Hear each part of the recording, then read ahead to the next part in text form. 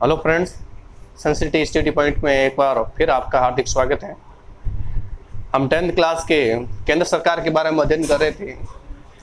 उसमें हमने राष्ट्रपति तक पढ़ लिया था। राष्ट्रपति की सामान्यकालीन और आपातकालीन शक्तियों के बारे में अध्ययन कर लिया। अब हम आज उपराष्ट्रपति के बारे में अध्ययन करेंगे।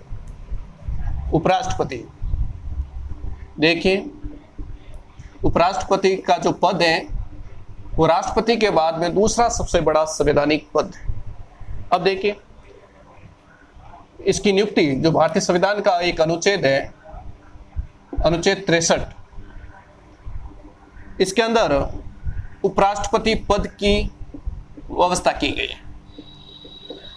यानी अनुच्छेद 63, भारतीय संविधान का अनुच्छेद 63 बताता है भारत के लिए एक उपराष्ट्रपति होगा। अब इसका जो निर्वाचन है, यानी चुनाव, इसका निर्वाचन संसद के दोनों सदनों की संयुक्त बैठक में होता है। यानी जैसे संसद है, यह संसद है, ये लोकसभा हो गई, ये राज्यसभा हो गई। ये संसद के दोनों सदन है, इनकी संयुक्त बैठक में, इन दोनों की जब संयुक्त बैठक होती है, उस संयुक्त बैठक में उपराष्ट्रपति का निर्वाचन होता है। अब इसके लिए जो पद्धति है, यानी चुनाव की पद्धति, कौन सी पद्धति से चुनाव होता है, तो देखिए, चुनाव की पद्धति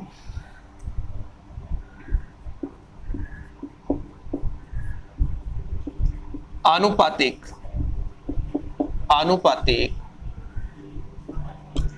प्रतिनिधित्व की एकल संक्रमणीय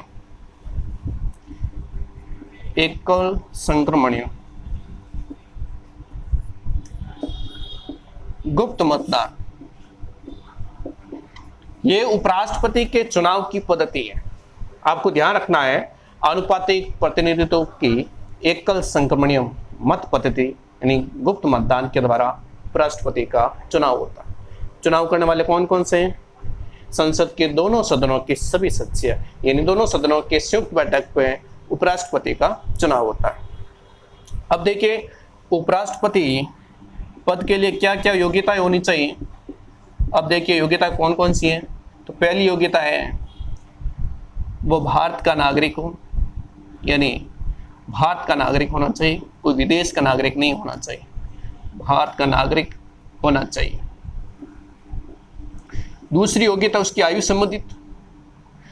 संबंधित इसकी योग्यता है, उसकी आयु 35 वर्ष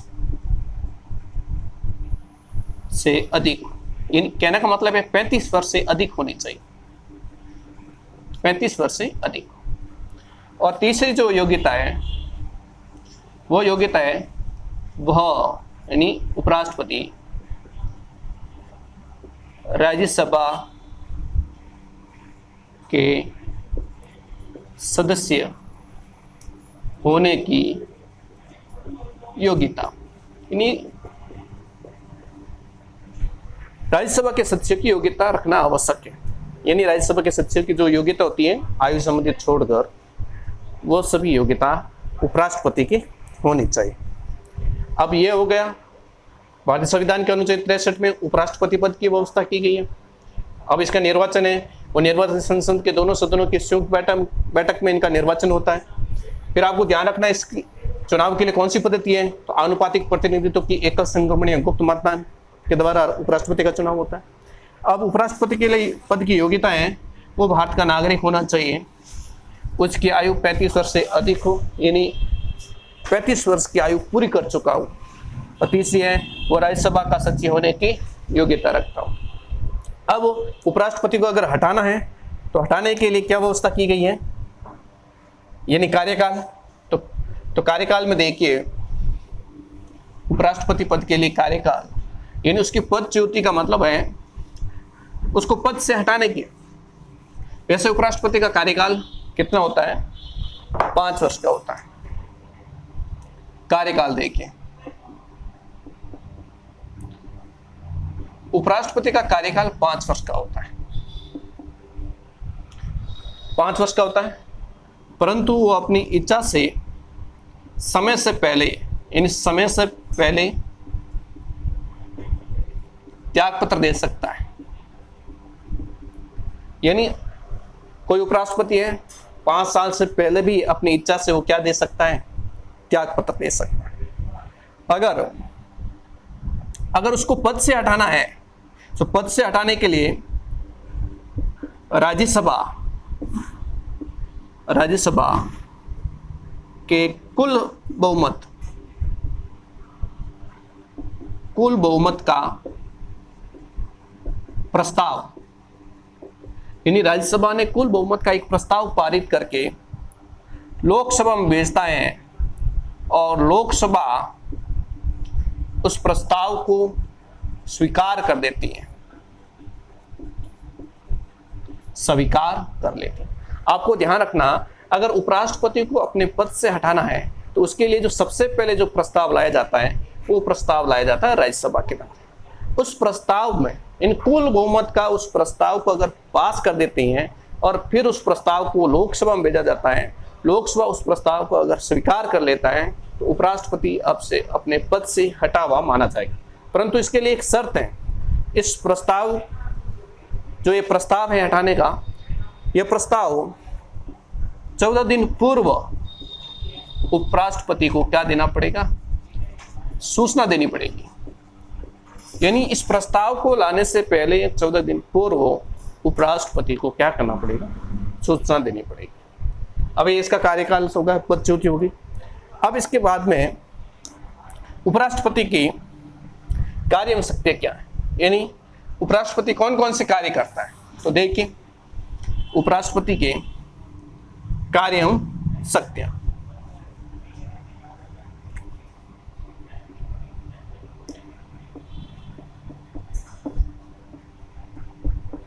उपराष्ट्रपति की कार्य शक्तियां, इसके अंदर सबसे पहली शक्ति है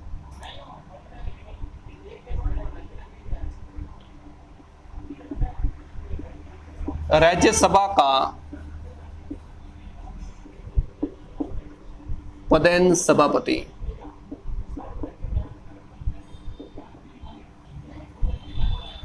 यानी राज्यसभा का पदेन सभापति। अब देखिए, पदेन का मतलब होता है उस व्यक्ति के पास 2 पद है। 2 पद कौन से? जैसे एक तो भारत का उपराष्ट्रपति है, दूसरा क्या करता है? वो राज्यसभा की अध्यक्षता करता है। यानी राज्यसभा की जितनी भी बैठकें होती हैं उसकी अध्यक्षता करता है। इसका मतलब वो अध्यक्षता करता है तो राज्यसभा का क्या है? सभापति। ये सभापति, इसका मतलब उपराष्ट्रपति भी है, राज्यसभा का सभापति।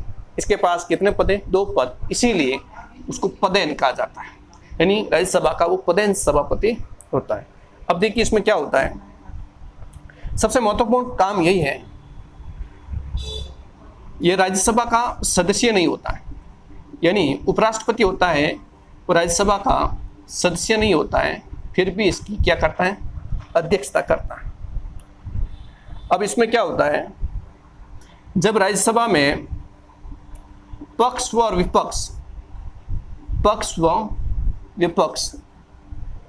विपक्ष के बराबर मत हो जाते हैं। यानी जब राज्यसभा में किसी प्रस्ताव पर चुनाव होता है, पक्ष और विपक्ष के मत यानी वोट बराबर हो जाते हैं, ऐसे समय में उपराष्ट्रपति को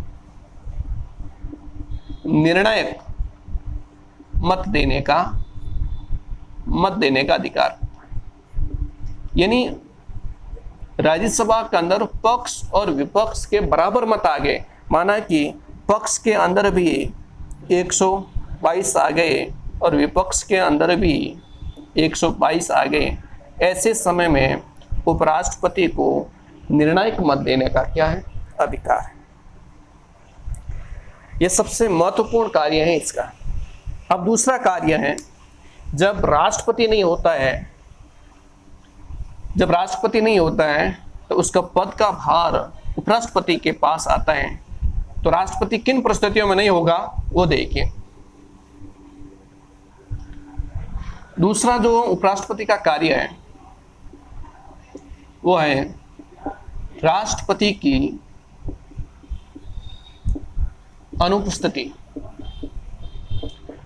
यानी राष्ट्रपति की अनुपस्थिति में पद का कार्यभार संभालना,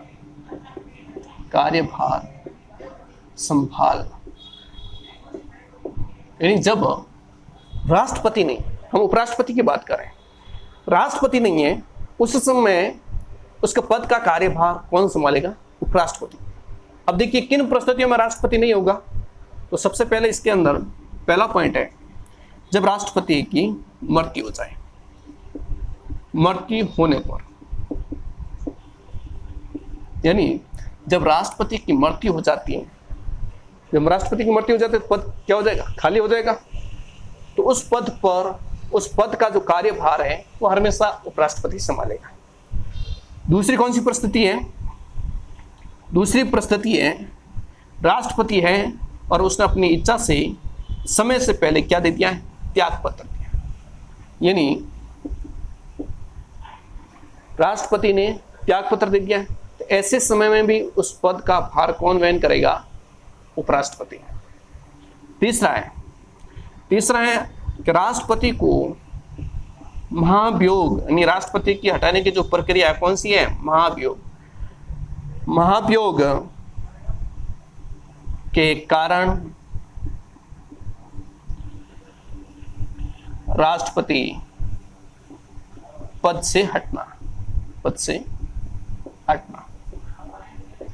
तीसरी जो परिस्थिति है, अगर राष्ट्रपति महाभियोग की प्रक्रिया के कारण हटा दिया गया है तो उस पद को कौन वहन करेगा?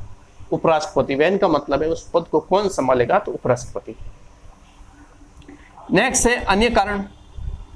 अन्य किसी कारण से उत्पन्न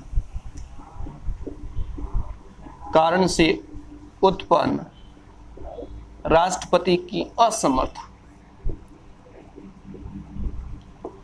यानी और कोई कारण हो सकता है जिसके कारण राष्ट्रपति उस पद को संभाल नहीं पाता है। जैसे वो बीमार हो गया, जैसे उसे कोई रोग हो गया जिसके कारण वो पद नहीं संभालता है। ऐसे समय में भी उस पद को कौन संभालेगा? उपराष्ट्रपति। या राष्ट्रपति कहीं विदेशी यात्रा पर गया है, विदेशी दौरे पर है, ऐसे समय में पीछे राष्ट्रपति का पद है वो उपराष्ट्रपति संभालेगा।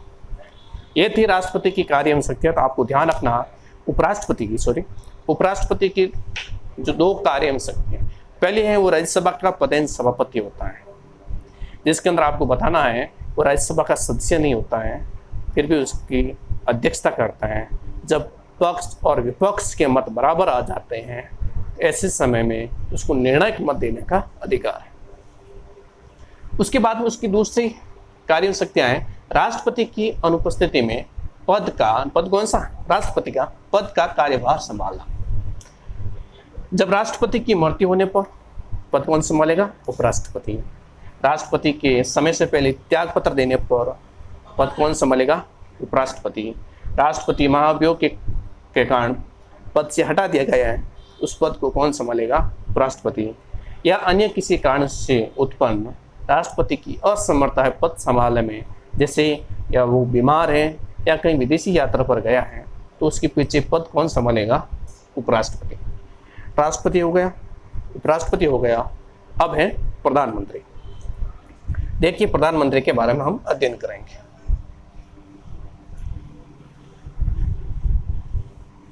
प्रधानमंत्री देखिए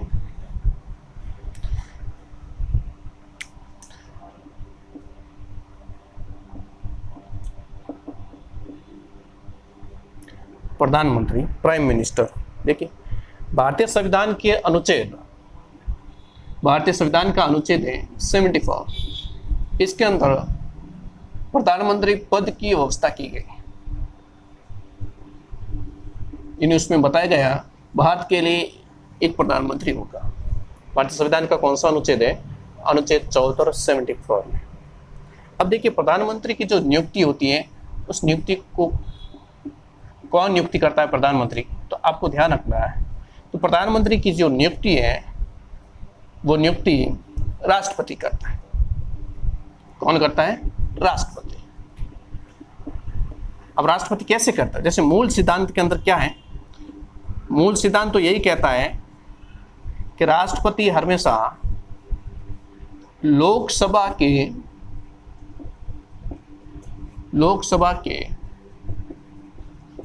बहुमत दल के नेता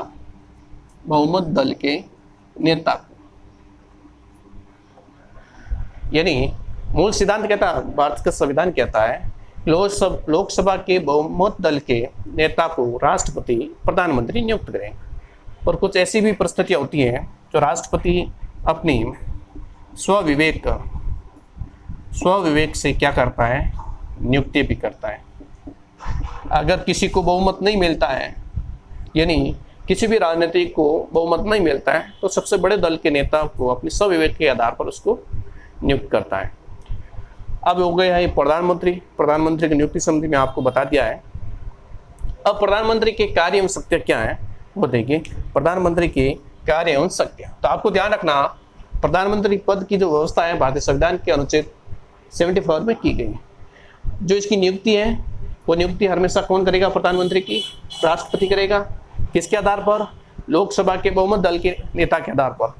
और कुछ परिस्थितियां ऐसे भी बन जाती हैं और प्रधानमंत्री की नियुक्ति स्वविवेक के आधार पर भी करता है, जब लोकसभा में किसी भी राजनीतिक दल को स्पष्ट बहुमत नहीं मिलता है तब।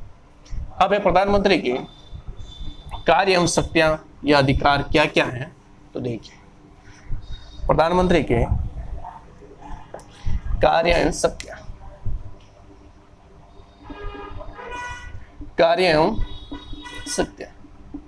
प्रधानमंत्री की कार्य एवं शक्तियां पढ़ने से पहले हमारे को मंत्रिपरिषद वो मंत्रिमंडल के बारे में अध्ययन करना पड़ेगा।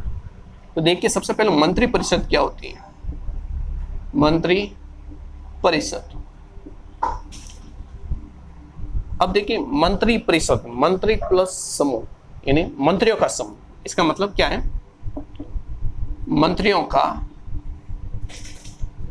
समूह। अब जो मंत्रियों का समूह है इसका मतलब है मंत्रियों के 3 प्रकार हैं। कौन कौन से हैं? सबसे पहले है कैबिनेट मंत्री। दूसरा है राज्य मंत्री और तीसरा है उप मंत्री। ये 3 प्रकार के मंत्री हैं। यही मंत्रियों का समूह है। जो मंत्रियों का समूह है वो कैबिनेट है, राज्य मंत्री है, उप मंत्री। इन तीनों को यानी कैबिनेट मंत्री, राज्य मंत्री और उप मंत्री, इन तीनों को मंत्रिपरिषद कहा जाता है। इन तीनों को मिलाकर क्या कहते हैं? मंत्रिपरिषद। ये आपको ध्यान रखना है, बहुत वेरी इंपॉर्टेंट है। अब ये कैबिनेट है, कैबिनेट को कहते हैं मंत्रिमंडल।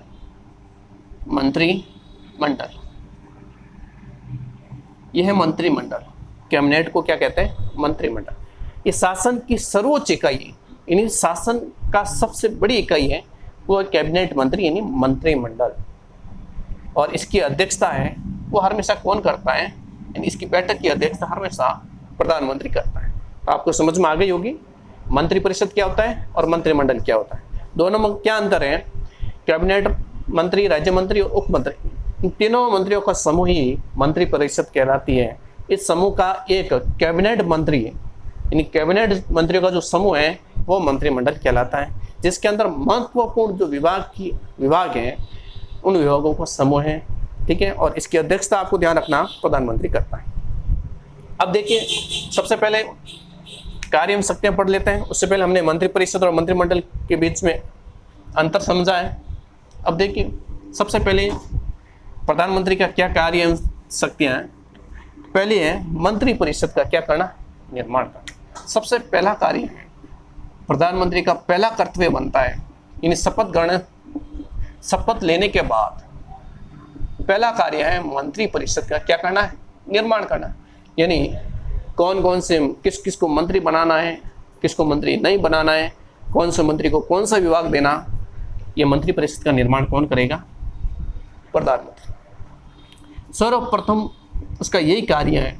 शपथ ग्रहण करने के बाद सबसे पहला कार्य है प्रधानमंत्री का मंत्री परिषद का क्या करना, निर्माण करना, मंत्री परिषद का निर्माण करना।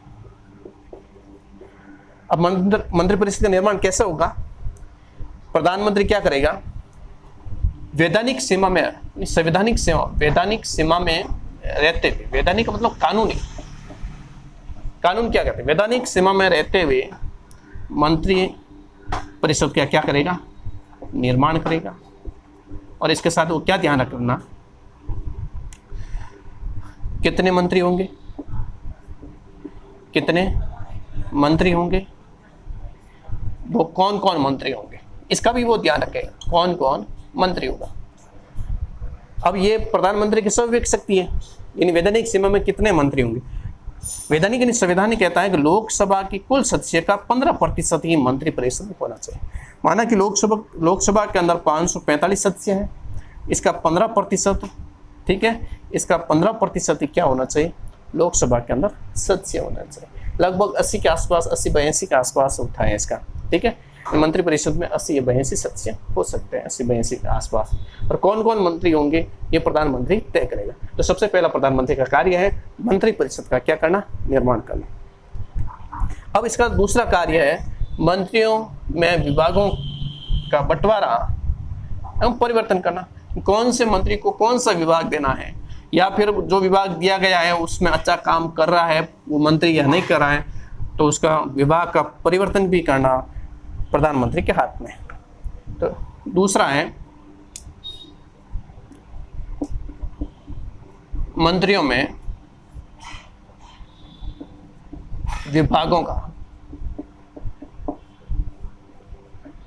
बंटवारा एवं परिवर्तन,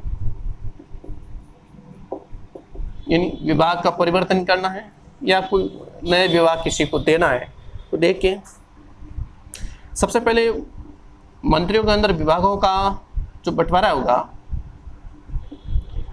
विभागों का जो बंटवारा होता है, ये बंटवारा प्रधानमंत्री अपनी स्वविवेक शक्ति के आधार पर करता है। यानी अपनी स्वविवेक शक्ति, यानी अपनी शक्ति के आधार पर करना है कि कौन से मंत्री को कौन सा विभाग देना है, ये उसकी स्वविवेक शक्ति है। इसके साथ ही वो क्या ध्यान रखेगा कि प्रधानमंत्री द्वारा किए गए जो विभाग का वितरण किया जाता है विभागों का,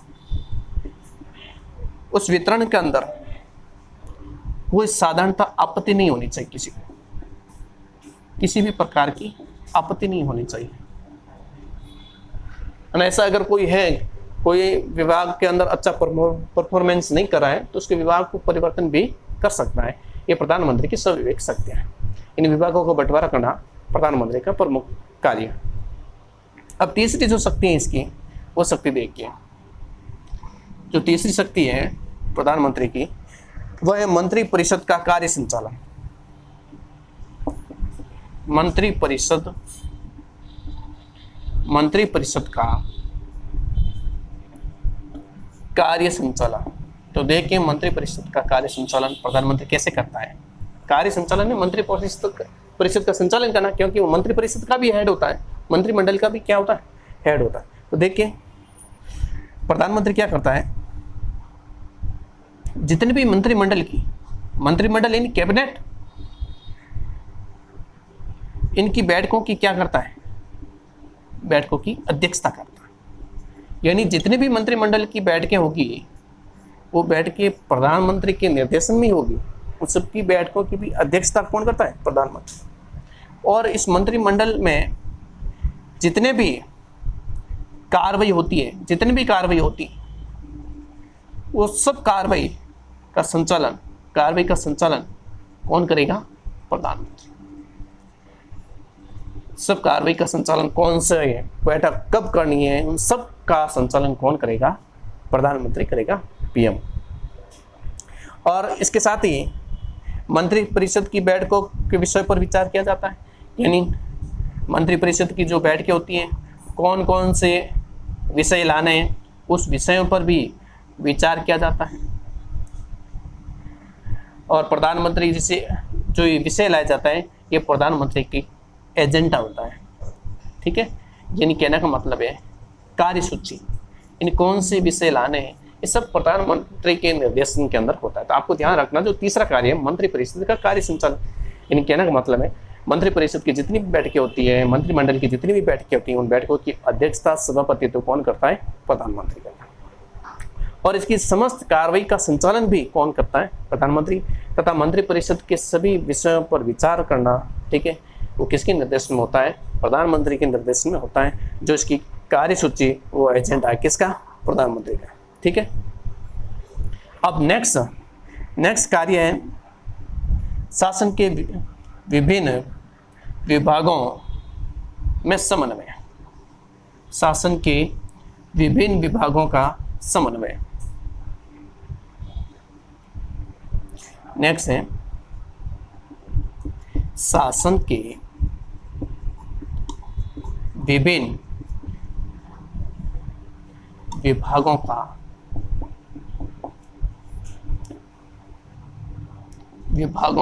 समन्वय। शासन के विभिन्न विभाग है, जैसे रक्षा विभाग है, गृह विभाग है, अनेक ऐसे विभाग है। उन विभागों के बीच में समन्वय, मिलजुल कर। देखिए इसके अंदर क्या होता, प्रधानमंत्री का ये दायित्व है कि शासन के विभिन्न विभागों के बीच में समन्वय होना चाहिए। समन्वय यानी उनको मिलजुल कर कार्य करना चाहिए आपस में, ठीक है। इसके साथ ही जो शासन होता है वो शासन एक इकाई के रूप में हो। समस्त शासन कैसा हो? एक इकाई के रूप में, यानी अलग अलग नहीं हो। सभी विभागों को एक साथ में समन्वय के रूप में क्या करना पड़ेगा? कार्य करना पड़ेगा, ठीक है। एक इकाई के रूप में क्या करना पड़ेगा? कार्य करना पड़ेगा। ये प्रधानमंत्री का दायित्व है कि सभी विभागों के बीच में क्या करें? समन्वय स्थापित करें। नेक्स्ट जो कार्य है 5 नंबर, वो कार्य है प्रधानमंत्री का लोकसभा का नेता। लोकसभा का नेता। लोकसभा का नेता का मतलब है लोकसभा में सबसे बड़े दल का नेता। बहुमत दल का नेता कौन होता है?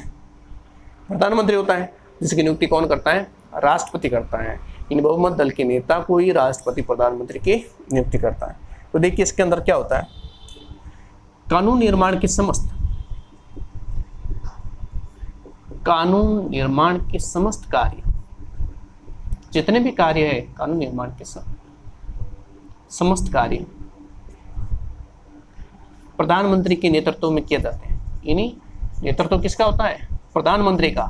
यानी कानून निर्माण के समस्त कार्य प्रधानमंत्री के नेतृत्व में किए जाते हैं। और जो जैसे आपको पता होगा बजट, धन विधेयक है, ऐसे सभी सरकारी विधेयक होते हैं ना, सरकारी विधेयक जो किसी मंत्री के द्वारा रखे जाते हैं, सरकारी विधेयक, उन विधेयकों में जो तैयार किए जाते हैं उनके निर्देश के अनुसार तैयार किया जाता है।